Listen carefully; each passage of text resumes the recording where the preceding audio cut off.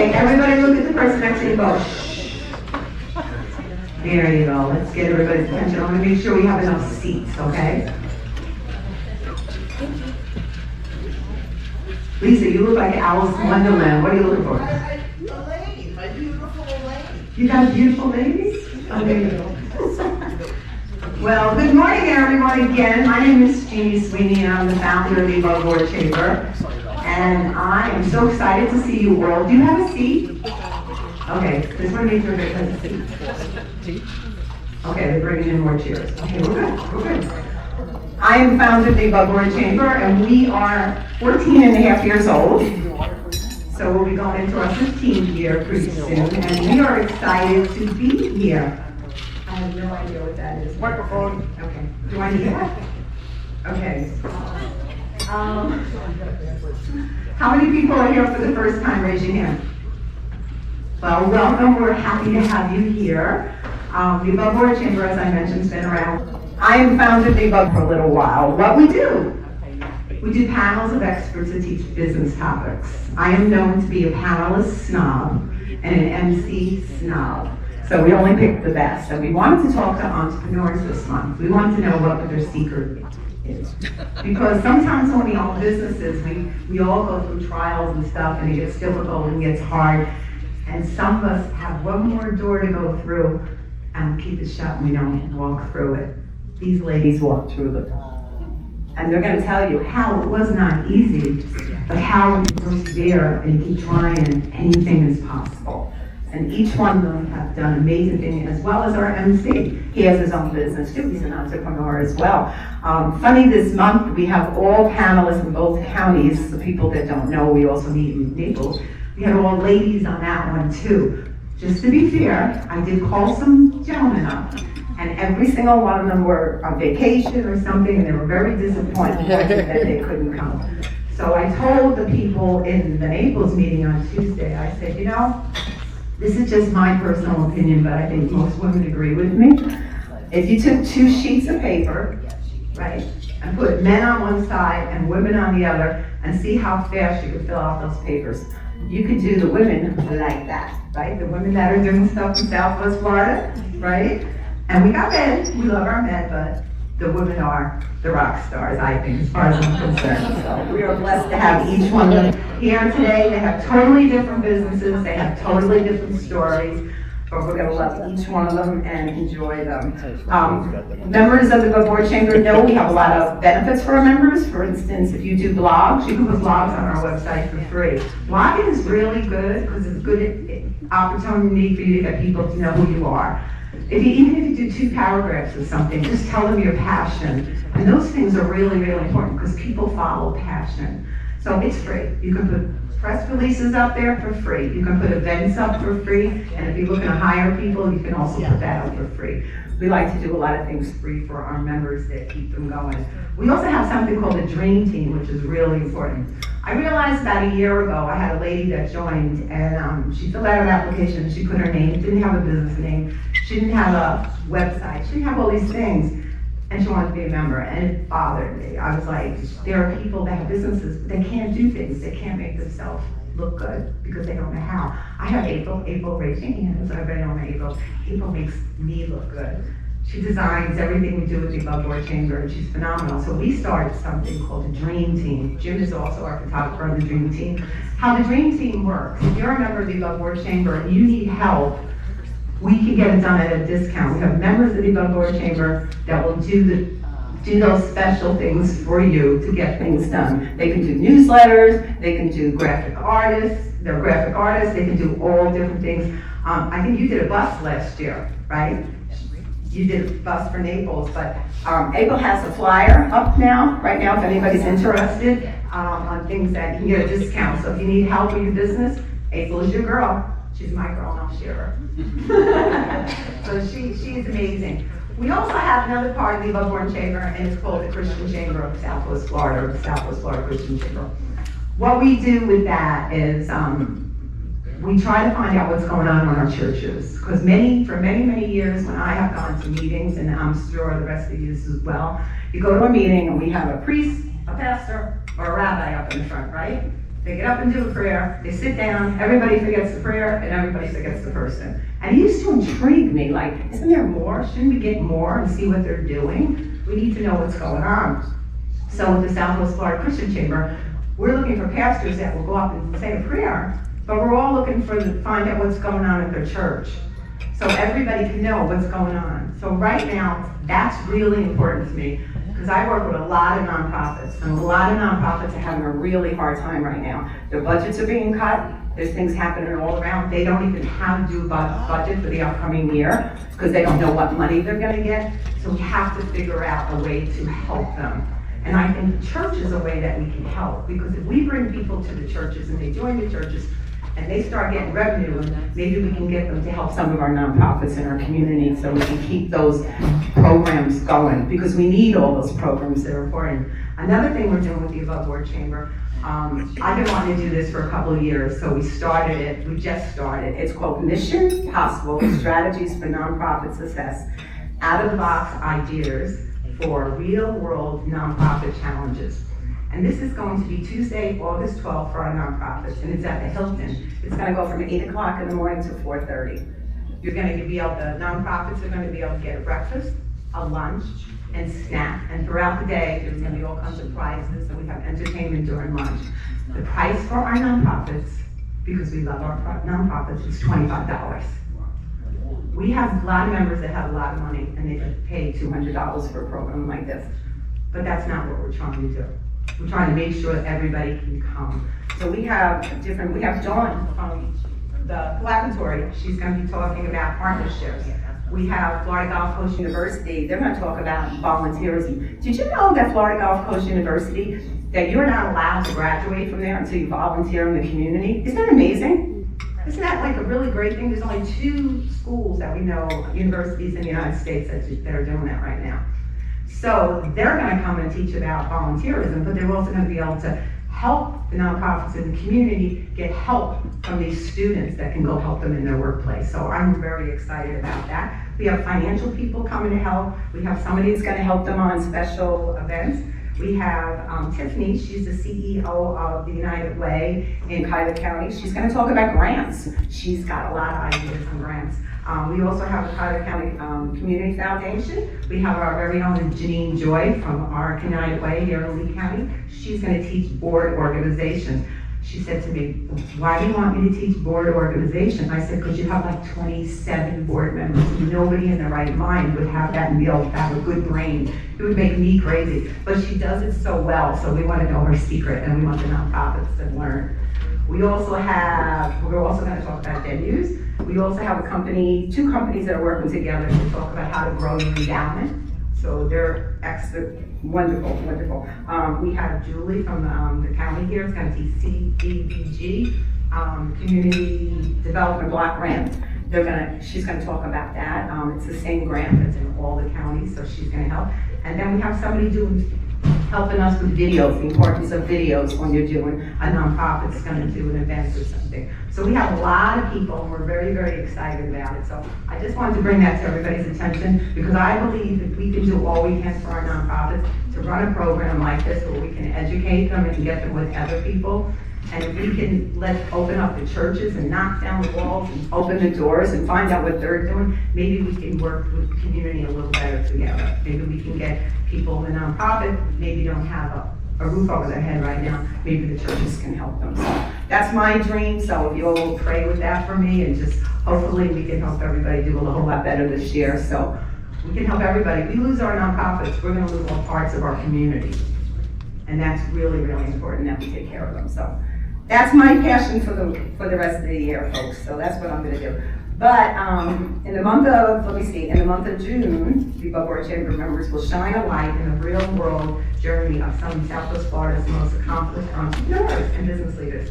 The Dynamite discussion will uncover how each panelist turned early obstacles into opportunities, made bold decisions to grow their company, and stayed true to their mission while adapting to change. That's really important, because as you grow in a company, things keep changing.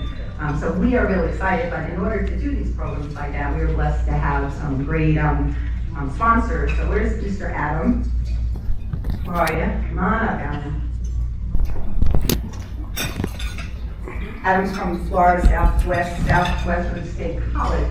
And what's amazing, he has an entrepreneur, they have an entrepreneur program there, which is really cool because last month we did a program, AI. Where's my AI girl? Where is she?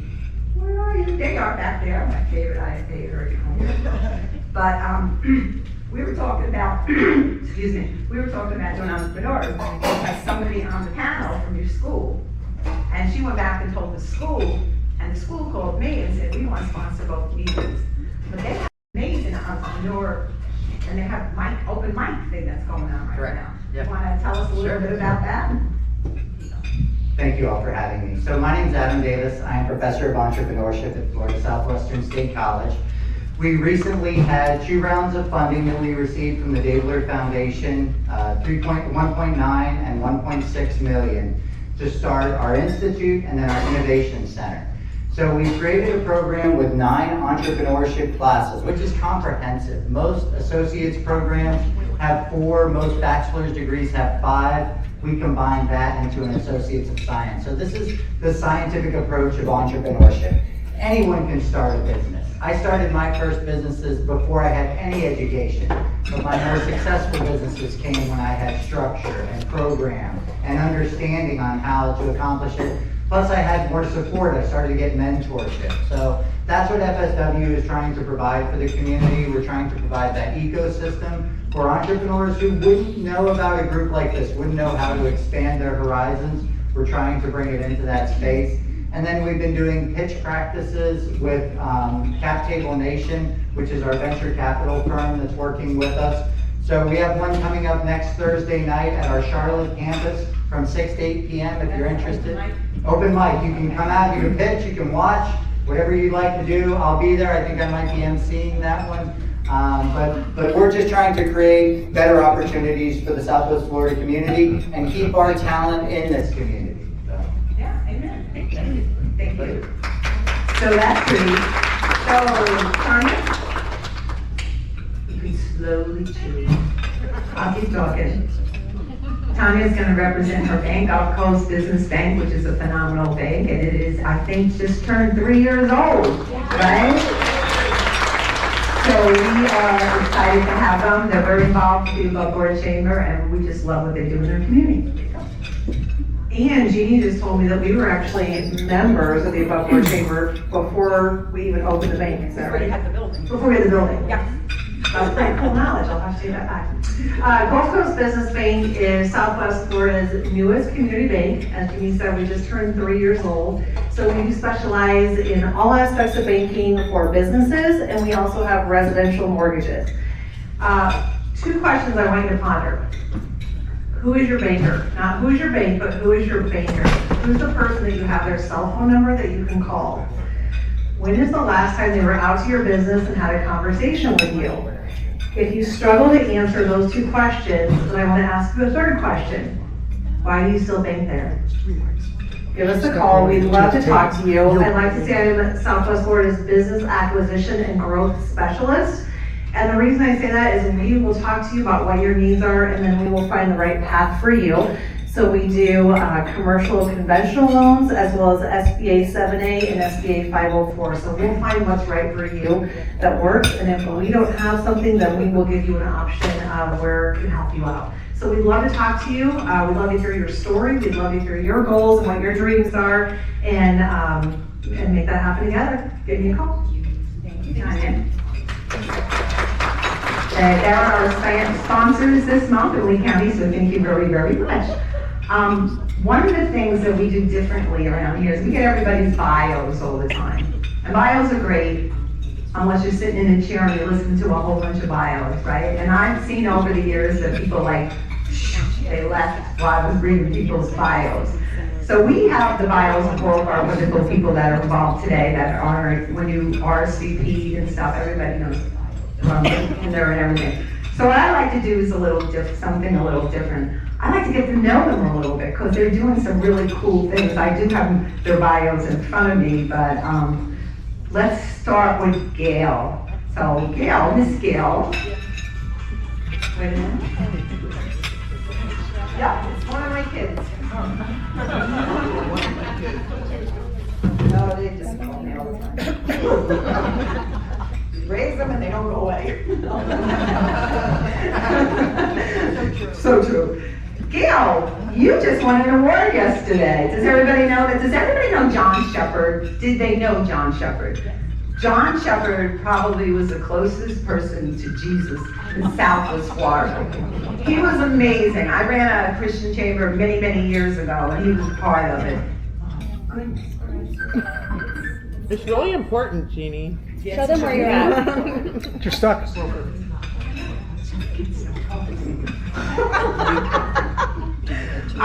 She just won this phenomenal award. Okay, I'm gonna take this. If you call me one more time, it'll be a problem, okay? I can't help you right now. Bye. Motherhood. He's my, Oh no. He's my millennial. Does anybody have millennial? Okay, that's all I have to say. That's all I have to say. well, anyhow, back to Gail. Gail has done so many In line, we get LLCs and we teach them how to have books and marketing. once it's close to the heart, because John, So I've been doing that for 7 years. he was out there helping people that you'll never even know how many people that this gentleman helped, but he was, you know, he's up in heaven. If anybody's up in heaven, second part. Her first part is her son, who just won a giant award. Gail, I want to ask you a question. What, and all the things that you do, what touches your heart the most? My son is a competitive sportsman using firearms. That's a tough one. Correct. So my son just, This is crazy. I would say that just giving back. Yeah. And you do that really well, like really well. Like I remember. was up in the World Cup in Egypt in November. So he turned 30 years old. When you would see Gail there, she would have arms full of clothes, and you're like, you're buying all those clothes?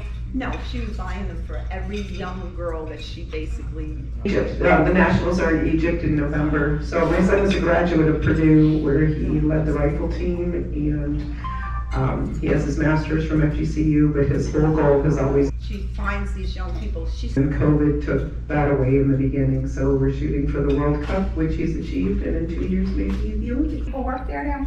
I think around 6. That's pretty cool. But she has done a phenomenal job. But we're gonna learn more about her in a couple minutes. Thank you. So we got this little lady over here. So Joanne, you have done international stuff.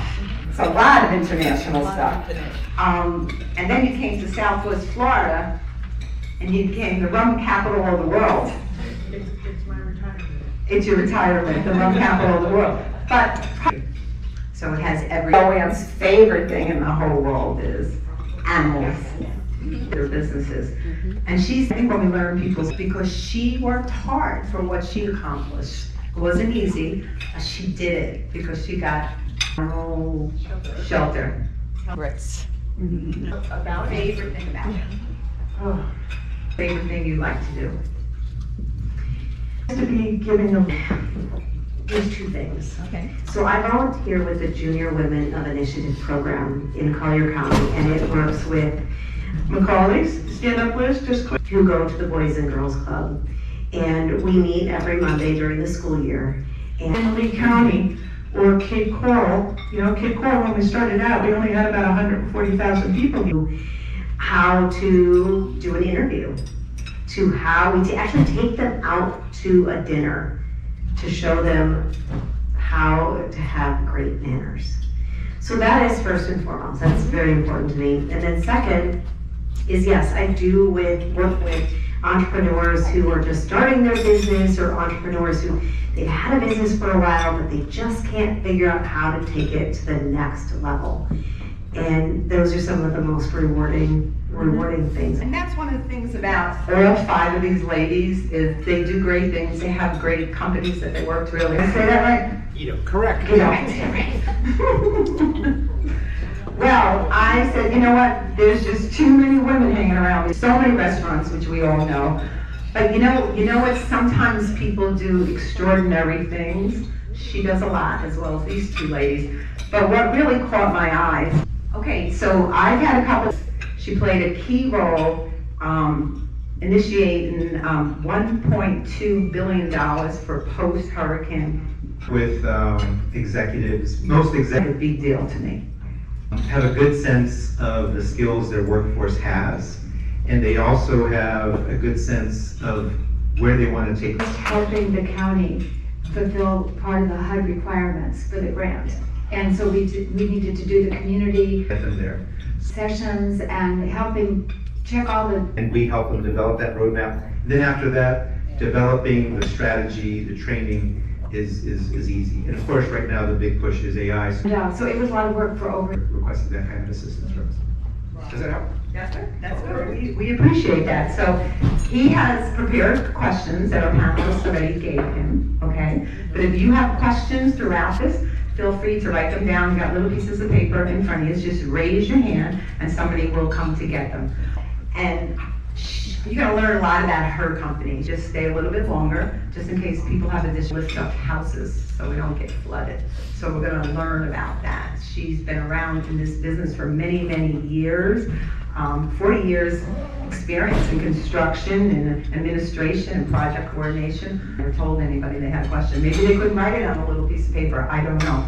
But we told people, that's her baby. Outside her son, which we're gonna talk about in 1 second, able to stay, and they will, what she does for the on the honor flight, that's one of your babies too. First time I did it, I had, one of our members. My father was a World War II veteran, and I learned about his service from the Navy. I have a program today on mental health in the workplace, and I had the top Secret stories and that did these things like Dawn, and we had the top guy from Lee Health, and she said, I got to sit down with him and talk to him. My sister has mental illness, and I have a hard time speaking with her, and it's hurting our whole family. And I said, because I got those couple minutes with him, I know what I'm doing now, you know? So we want to make sure when you get in the car, you don't say to yourself, I should have asked. So here's your questions. Here's your mic. And you're in charge. I'm in charge. Yeah. Alyssa's, yeah. You don't wanna listen to my son? All right. I think we have 2 mics here. Yes. And I'm going to start the timer because we want to, again, leave some time for questions you may have. All right. Exciting. Yeah, first, let's thank Jeannie and team for putting on this event with these superstars. So Jeannie, thank you. Our superstar MC. And I'm in adult education, corporate education, and to have this kind of resource available to us as entrepreneurs is each of these entrepreneurs can give a master class in lessons that we all want to learn. So I'm delighted to serve as your MC today. I encourage you to take notes, man. I am a geek, so I'm sure we're going to hear some great stuff. And what I also learned, if you're not familiar with it, this is being recorded. There's going to be, in essence, a script associated with what is shared today, so you can have a number of ways to go back and learn what we're hearing today. I was going to start with the most difficult question of the day and ask each panelist to briefly respond. Being an entrepreneur is pretty tough. I mean, every day is a lesson. Every day may have 1 or 2 curveballs. So what do you do for fun? So let's start. Exactly. That is one of the most difficult questions. What do I do for fun? To escape. How about escape? Sure. I would say I love gardening. Sorry, are we supposed to? Let's get a little louder. Okay. Gardening, I love gardening. I'm terrible at it, so that's something. Of course, I'm drinking Wicked Dolphin rum when I'm not working. And how do we not love Southwest Florida? You know, to relax down here, it's pretty easy, as long as you find a good look at the water and the beach. So that's how I have fun doing that. I have a large lanai with lots of orchids. I have 2 butterfly gardens in my yard, and I have been raising butterflies. I've got over 100 in process. Yeah, one phase or another. But the other thing I do is wildlife photography. Anybody that's on Facebook with me happens to probably see my bird pictures a lot. By the way, that's taught me patience that I never knew I had. I go escape with the birds, and I'm just in a different world. It's wonderful, and I love travel too. And I love entertaining and I love boating, and I merge the two together, so we do a lot of entertaining on our boat. I love plants. I think we have a theme here. I guess for me to decompress is when I mentor. I mean, that's what I enjoy most, is I can't stop my brain. So either you have to watch 10 episodes of something on Netflix, or I have to help somebody. So I really like doing business ideas. I use AI to create information that I can share with the mentees that I work with through the program. And I guess I really like to learn. So anytime I can stop and close my brain down and learn something new, it kind of changes my whole perspective. And I have 3 things. I love to travel, and I love to read. And when I read, I usually read business books. I know it's not really decompressing, but for me it is just learning. Again, the whole learning thing, I have this saying, always be learning. And it's something I've taken through my entire life because it has really served me well. And then the other thing, I'm really gonna go rogue on everyone, because everybody, you were talking about nature and you were talking about animals. I love to shop. I'm not gonna lie, I love to shop. And that decompresses me more than anything in the world.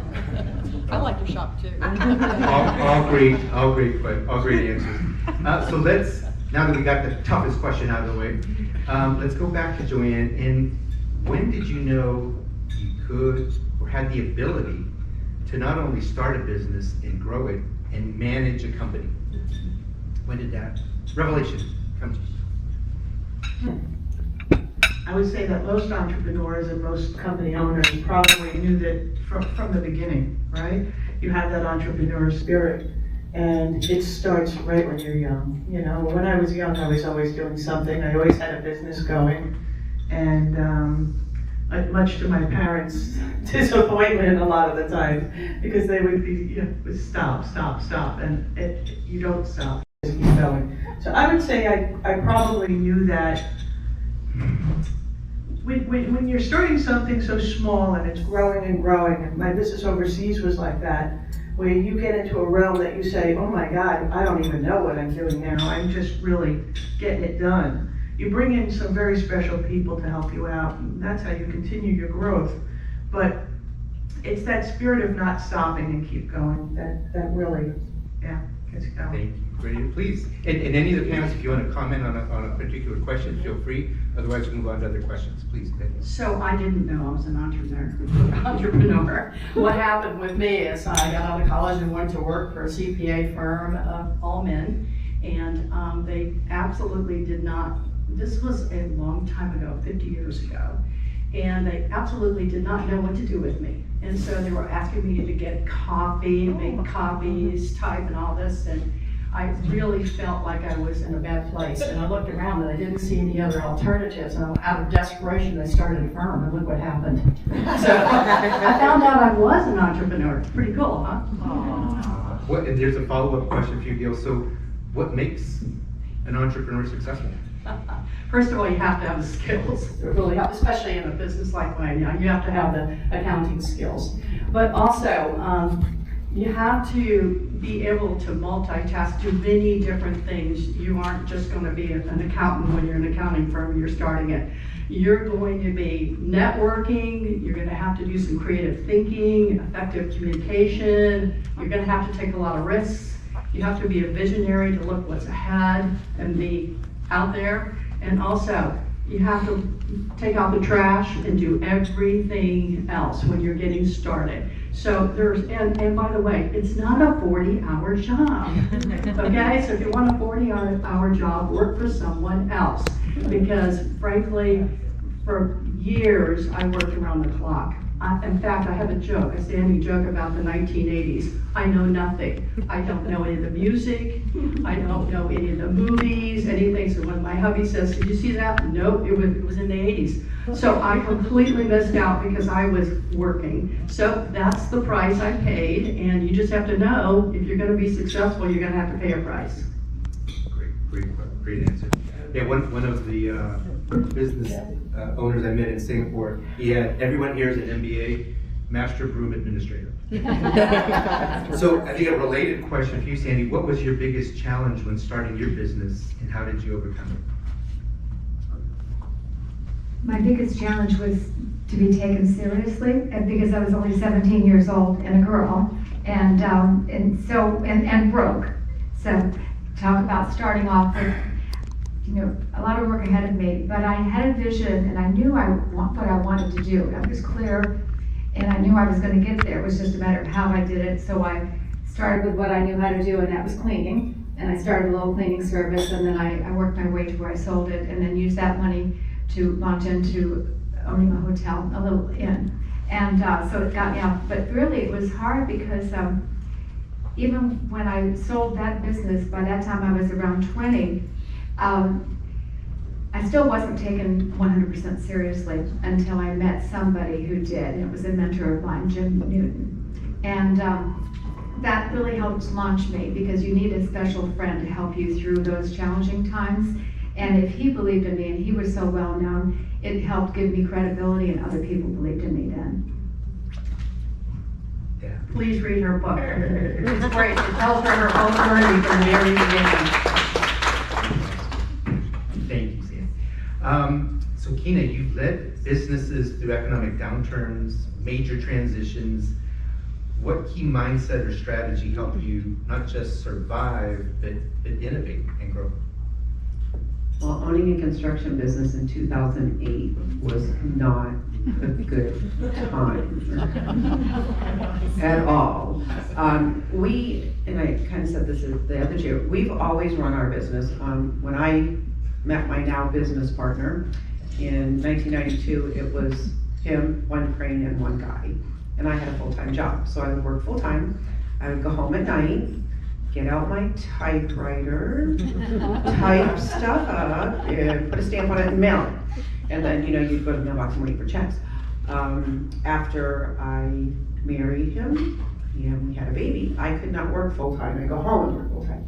So I had to start educating myself and going, how do we do more? How do we do more? How do we do more? Well, I've been in family businesses, so we really treated our family and our business like our business employees like family. So we set up a profit sharing, and so we do that. And when the downturn came, we were able to lay people off in 2008 with tens of thousands of dollars in this plan. So we've always been, my partner says, it doesn't rain all the time. Stop buying umbrellas.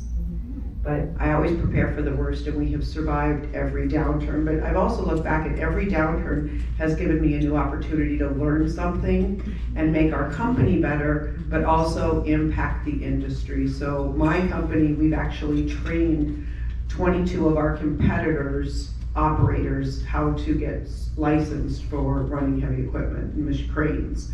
So it's really never what's in front of you that you're dealing with, it's what's after what's in front of you. So don't look at what's in front of you, look at your way through it. And if you start fighting for what's on the other side, the journey is so much better. Whether you go around it, over it, or through it, if you have a goal on the end, you can get to it. Right on. Thank you. And Jennifer, how about the number one lesson you've learned as an entrepreneur? Oh my goodness. Number one lesson would probably be to surround yourself with the right people. And I learned quite a while ago that you had to build what's called a personal board of directors. That means people that mentor you, people that you pay as well. So my personal board of directors, I have a few mentors, I also have a great attorney, a great accountant, a great bookkeeper, all of the people that I need to surround myself with that I am not an expert at. Because the minute you walk into a room or the minute that you think you know everything, you're done because you stop learning. So you need to be able to surround yourself with the right people and have the wherewithal to figure that part out, because it will make the rest of your journey as an entrepreneur that much easier. Not that it's easy, but you'll have trusted advisors that surround you. Absolutely. And fortunately, like most communities, we've got the SBDC, we've got SCORE, we've got so many other resources available, and sometimes they go unused. And man, they're already paid for, they're sitting there, they're just waiting for us to show up, let alone the team that we're gonna build. One thing I wanted to just expand on that, in 2008, I was obviously in the construction industry. I had started a bookkeeping firm because of an issue I had with workman's comp industry. Fast forward a couple of weeks, here comes the pandemic, here comes the economic downturn. Well, I had in construction a whole bunch of builders who had to lay off staff, had to give up offices. So I started the first, 100 years ago, virtual office. So I rented an office building and I hired staff, and we were the front for 14 other businesses. So they would come and have their meetings in our office. We got their mail, we would get their faxes and text them to them. But it was, my motto was, you do what you do best and we will do the rest.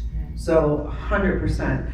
I think the most expensive mistake you can ever do when you start a business is say, I can't afford an attorney and I can't afford an accountant. A banker. A banker, yeah. You have to have those people, and if you can't pay them, then you find somebody who can help you. Jeannie has people who can help. Find that team, because you will make catastrophic mistakes because you were embarrassed or didn't take the time to ask the right questions. 100%. Great, thank you. And related to it, so let's say, Joanne, you have a great idea, what's next?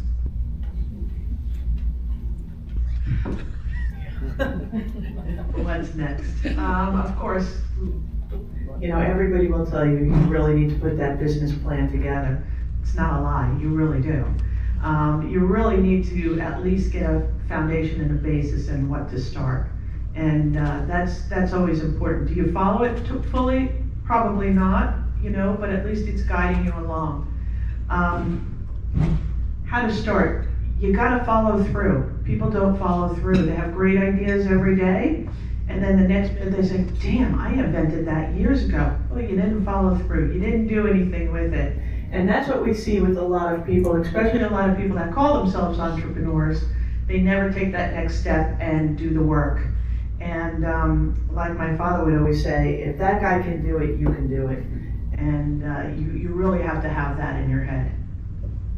Great, thank you, great counsel. And Gail, what do you look for? I mean, you've had some incredible teams throughout your tenure. What do you look for when you're building a team? Well, first of all, they have to have the basic skills. We can teach them a lot. We teach them a lot, actually. But the most important thing is the soft skills for us. In our firm, culture is sacred. Everything revolves around our culture. Emotional intelligence, EI, is the most important attribute that we look at. We also do the DISC profile when we hire someone, because we want to, before we hire them, actually, because we want to make sure they have the right capabilities for that particular job, such as I do forensics, financial litigation, and I've done it all my career. I don't want a person that's not tuned into that kind of work, because it will scare the hell out of them, actually. So I have to get that person that works in that arena, that fits in that arena. And there's different types that are in different arenas and practice areas within our practice. So we want to get the right person in the right seat on the right bus. So that we work very hard at that. because the culture is so sacred, the team takes care of making sure that those that don't belong on the bus are off the bus, because it's that important to everyone. So that's it. Thank you. Thank you, Gail. And Sandy, how do you stay motivated, continue to innovate in the good times and during setbacks?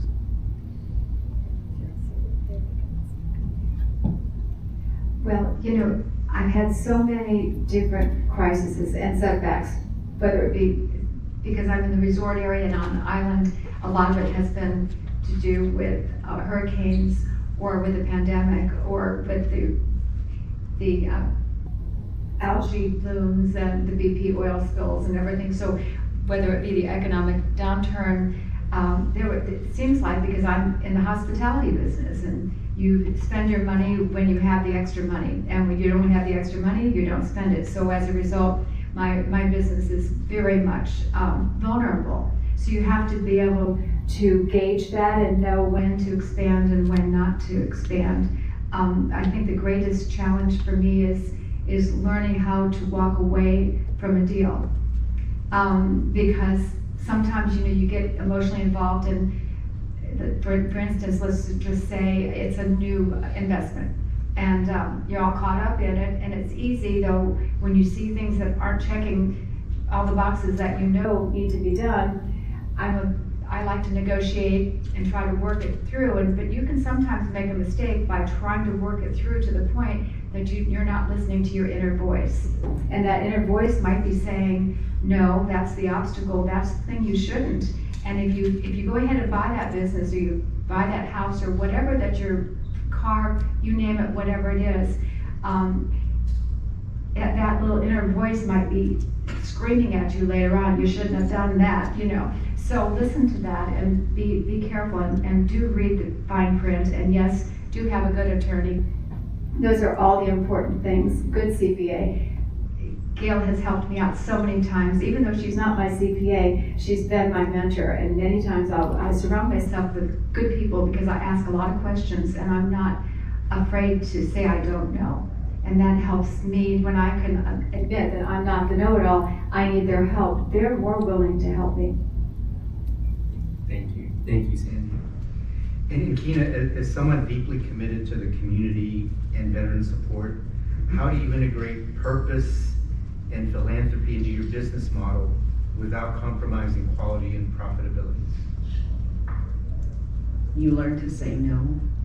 It's very difficult because as business owners, we get solicitations all the time. We are very, we specifically support homeless, food, and veterans. If there's other stuff that comes up that we feel that that's a good need, you know, we will rearrange some funds and be happy to support those things. But I think if you try and serve everybody, you will end up, you know, diluting what it is you have to give to some people who need. But with my networking, I can always, like, if somebody called and needed, you know, had a veteran that needed something, of course, that's on my plate. But what we try and do is say, you can also donate, and this is what I don't think people realize, the donation of your time is so incredible, right? You know, you have your treasures, your time or your money. So many people just need volunteer time. As you know, last Friday I took my new assistant and 2 people from the bank, and we went out and sat at Empowerment Farms on a blanket with 2 5-month-old baby cows because they're trying to acclimate them for people, so the children in the program, so they need adults who don't need the attention, can sit with cows. So it's a lot of fun. You want a company field trip? Have 2 baby miniature cows eat breakfast with you. But just by putting that post on Facebook, we were able to share so much. So just by owning businesses and being involved, you can actually contribute in ways beyond, you know, donating money. Time and education and awareness is just, it's the hallmark of success. Is I could put something on Facebook and it could reach out to another person who didn't know anything about that farm. They have a special needs child and they have the program there. So just by learning and sharing what you do in the community makes a huge difference. Great counsel. Thank you, Tina. And Jennifer, if there was one thing you could have done differently as an entrepreneur, if you could do it all over again, then what would come to mind? I would do nothing different. And the reason I say that is because every single thing that's been thrown at me, and I'm gonna share a story really quick, but every single thing that has been thrown at me, I have taken it as, originally it was, why is this happening to me? Why me? Like, what did I do? And I turned that around and I said, why is this happening for me? This is happening for me, let me find the lesson. The minute that I did that, it changed the lens in which I saw everything that I was doing. My company is 15 years old, and back when I started it 15 years ago, I moved from Minnesota 16 years ago, and I owned a business up there, and I hadn't sold it yet because of the crash, the market crash. And I didn't have the money to start another business. So I had a friend of mine who said, let's start it together. And I said, great, I've got the brains, you've got the money, we're in, we've got this. We started it, and within 2 months, she came and knocked on my door on a Sunday night at 10 o'clock and said, I want out, I don't want to do this anymore. And I went, okay, what are we gonna do? So my husband cashed out his 401k, everything we had, and we bought the business. And remember, we had started this together. Nothing was going awry, everything was great, but she just wanted out. Literally, 2 days after she got our money, she signed a lease in the same plaza as our business, 10 stores away from us, with the exact same kind of business. It didn't end there. She took all but one employee and started her own business. I thought we were done. I really did. I'm like, how can we survive in the same plaza? Like, I had to hire a consultant from outside the area to come in to tell me, to say, you're gonna be okay. And I was like, I paid you how much to tell me I'm gonna be okay? I just can't see this. And now all these years looking back, she was right. We were going to be okay. I learned a lesson from that, and in the moment I didn't think there was anything to learn from it. But we would not be where we are today as a business, and I would not be where I am today as an entrepreneurial person if that didn't happen to me. So there's always a lesson in everything. Things in life and in business happen for you, they do not happen to you.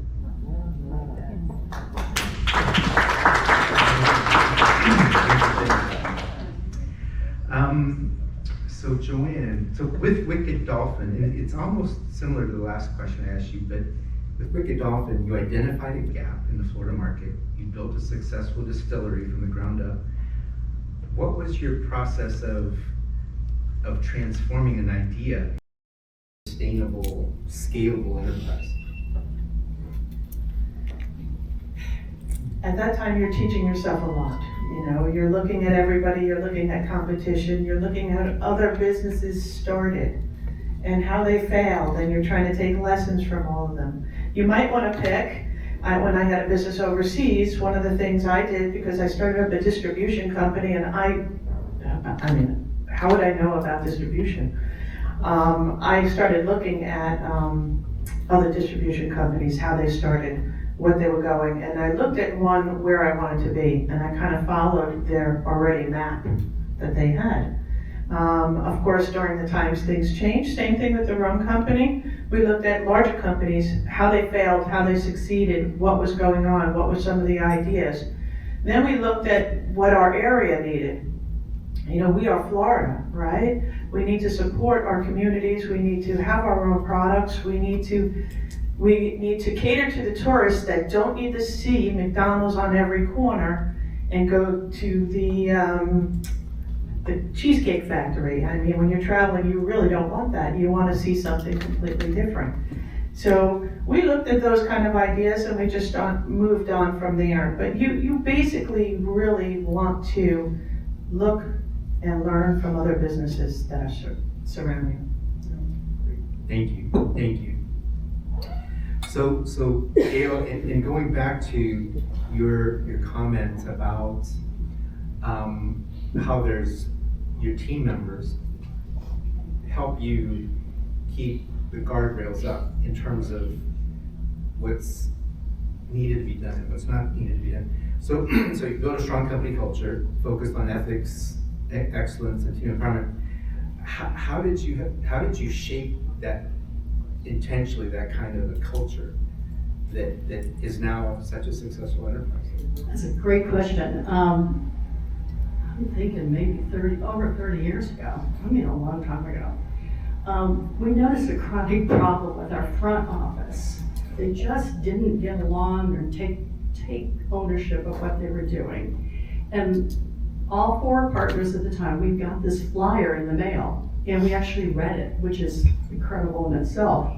And we came to each other and said, "Did you get this flyer?" Yeah. It was about how to develop a consulting business for your clients.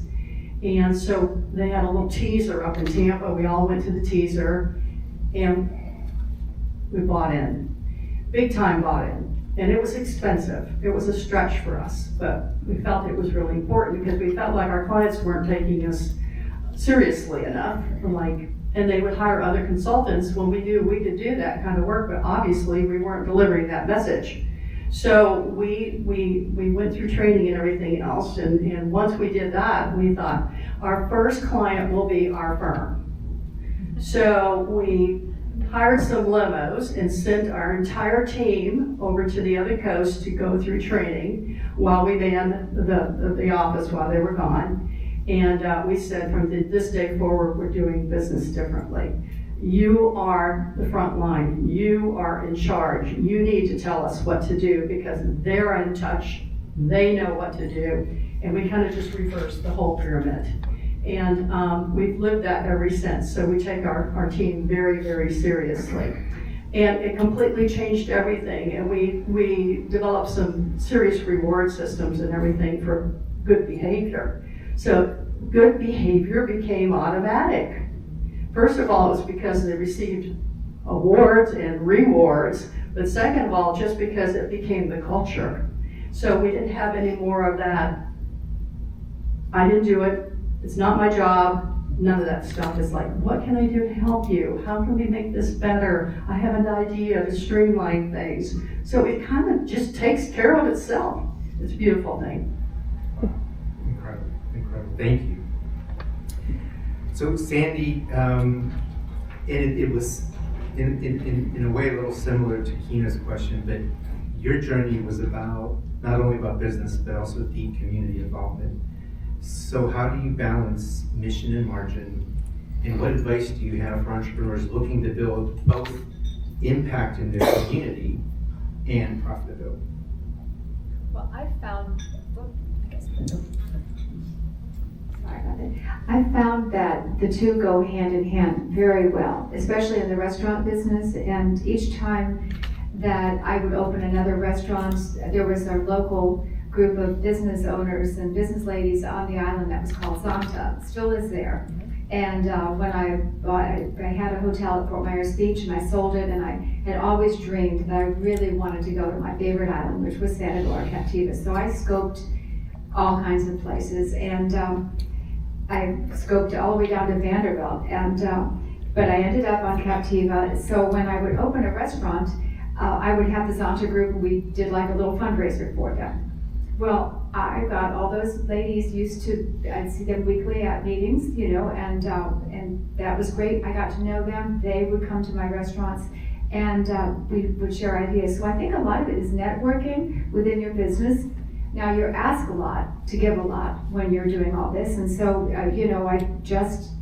we did key lime pie for 700 people for the soup kitchen event, and I was there along with my grandson and my grandson's daughter, and we were decorating pieces of key lime pie right up until it was at happy hour. I never saw a drink. I was decorating pies back there, and but I wanted to make sure that they were presented in a way. So there's hard work, there's things you do out of the ordinary, but what I do is I chip in and help. That way when my staff, they don't feel like they're over asked because I'm in there helping them each step. So I really do think for each business we opened, we've always done something for the community, and I think it reaps benefit. I'm not doing it because of that, but it does come back. Great advice. Thank you, thank you. And this one's from our audience for Kina. How do you sit with baby cows?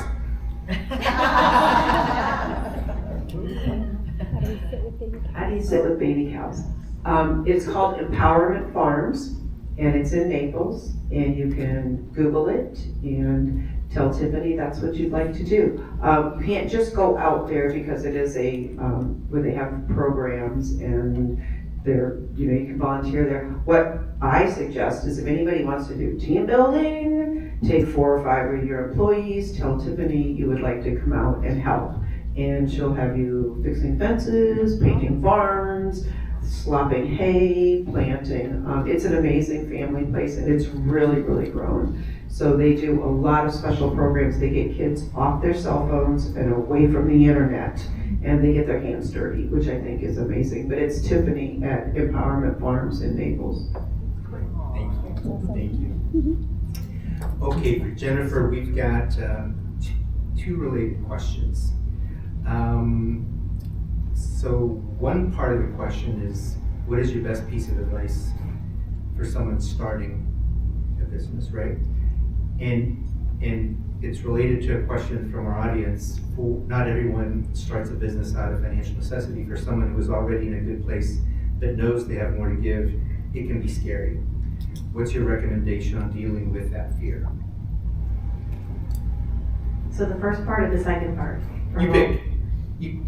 I'll hit on the second part because that's the part I remember. How to get over the fear? Well, I have to tell you, we all kind of face that even to this day. I'm speaking for everyone, but I know I face that in different situations all the time. Anytime I'm faced with something new, you always think to yourself, can I do this? Am I able to do this? Kind of that imposter thing that you probably have all heard of.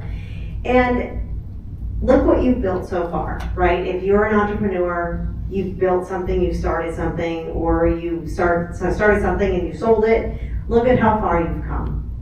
And if you're not really, really sure, then again, it goes back to surrounding yourself with people that know more about whatever subject it is that you need to really hone in on and learn more about. So again, it goes back to surrounding yourself with the right people. I hope I answered that right. What was the other part of the question? The other part of the question was, what advice would you give someone that's starting a new business? I mean, it's part that, and it's also part, when you go into business, if you don't already know what your core values are as a person, figure them out.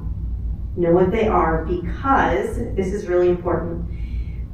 It's very important because it's going to help you hire those people on your team that fit with your core values as a person. Because when you are an entrepreneur, your core values spill over to your business. Your business is an extension of who you are because you created it. And this became so apparent to me in COVID. In COVID, I had some time to sit back and think about my company because we laid everyone off because we're retail. We couldn't be open.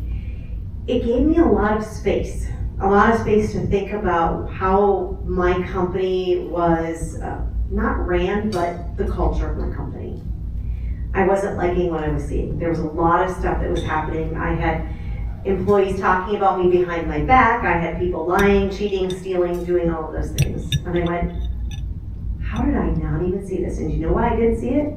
It's because I had my nose to the grindstone and I was working in the business constantly every single day, being the little Roomba vacuum cleaner, cleaning up everyone else's messes, thinking that I had to.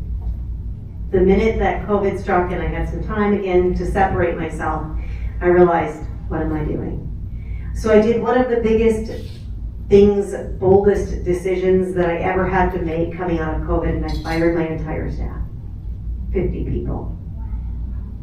That was hard, but it allowed me to get real with who I was as a person, who I was as a business, and then I started filling out my entire team with everybody that had those same core values. And we are a stronger, better company now because of it. No, thank you. All right, so this question is for our entire panel, and legacy and leadership, right? So looking, I mean, there's still so much more that we each can accomplish, but just looking back, which accomplishment has been most meaningful to you, not just in terms of profit or recognition, but also impact on our community, and why? That's what I mean. Well, I think at the end of the day, that's all that really matters, right? What you're leaving behind and how much better. I would say through, I always call it my core team. They're very important to me. I'm glad to see and leave them in a better place. Different opportunities. You know, it's different now than it was years ago when I was in Poland and Eastern Europe and Central Europe. It was a completely different time when people didn't have anything. And it was very interesting to leave them, and most of my core team over there has started their own businesses, and all of them have done very well. In Florida here, it's being able to work a business, but also give back to the community with the animal shelter and have those things going. And I think that that's really important, and that's a great legacy, and I couldn't ask for more. Yeah. It has always been very important for me to give back.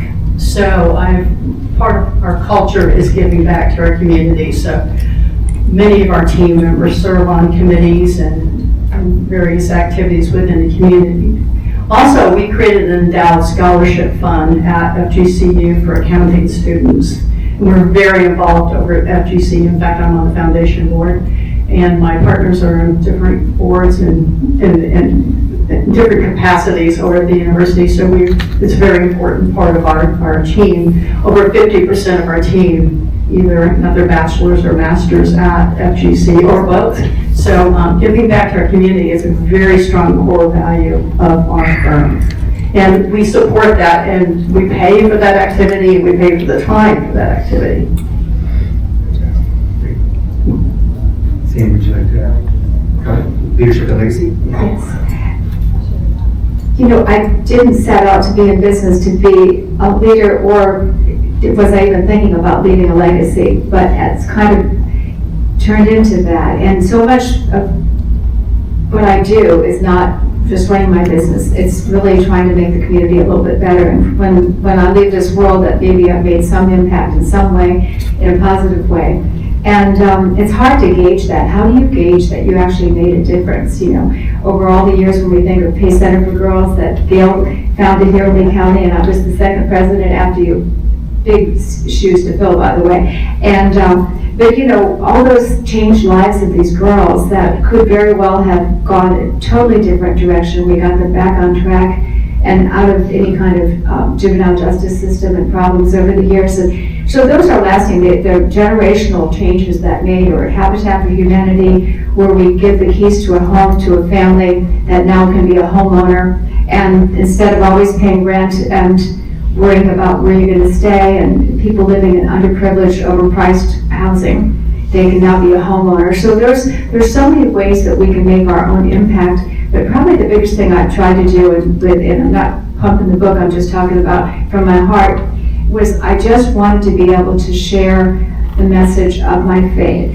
That no matter how tough life has been, whatever challenges I've had, that my guidance has always been through Christ. And you know, I'm not going to get up here and preach to people, but if people want to read about it, if people want me to pray, I will. But so much of what I do has the ethics, and so I'm hoping that it will make a difference for generations. And I was so excited that FGCU bought 1,000 copies of my book for students.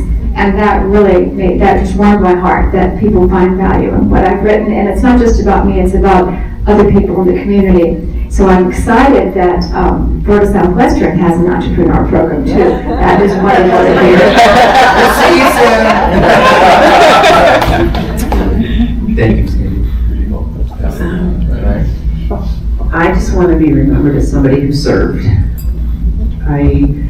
We can all make money. Everybody can make money, and you can make more money, and you can make more money. What you can't make is more time. And what you do in your 24 hours will make the difference. You can work 8 hours, you can sleep 8 hours, but that leaves you 8 hours to make a difference. That is the great equalizer. And people who monetize, contribute, invest in themselves and in the community in those 2 or 3 hours a day can change the lives of an entire community. Just tell people you care.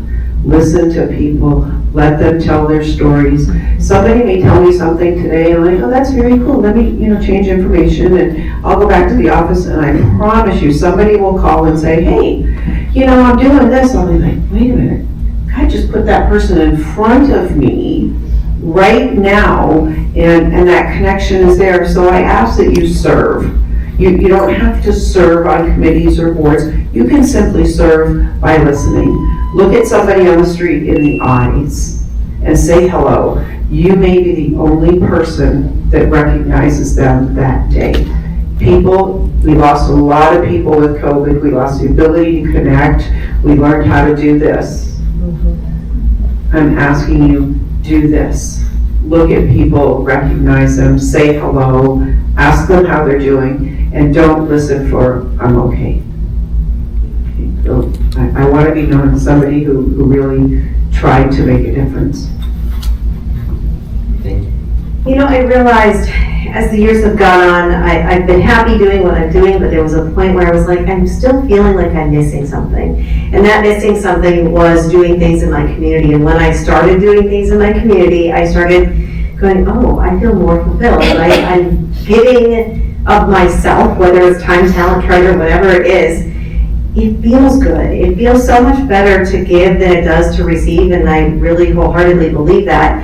Every year I choose a new word, and this year for me, my word was impact. And I have on my bulletin board in front of my computer, so every day I look at it and go, what impact can I make today? Whether it's just in the life of my kids, who, that's the other part of this, talking about legacy, but what impact can I make for my kids, or what impact can I make for my employees, or someone else in the community? And with my kids, I'm hoping the legacy that we've left is for them to realize they've only known my husband and myself as entrepreneurs. They've seen us hustle, they've seen us do the thing, right?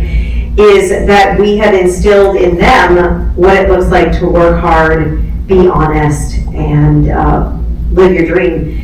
And our son has his own business, and our daughter is studying to be an architect, and I can see perhaps some of it maybe didn't. Cross our fingers. Fantastic. Let's give them, first round of applause. Again, there's going to be time for questions. We didn't get to a couple of them, but you're going to have another opportunity. How about our MC? Congratulations.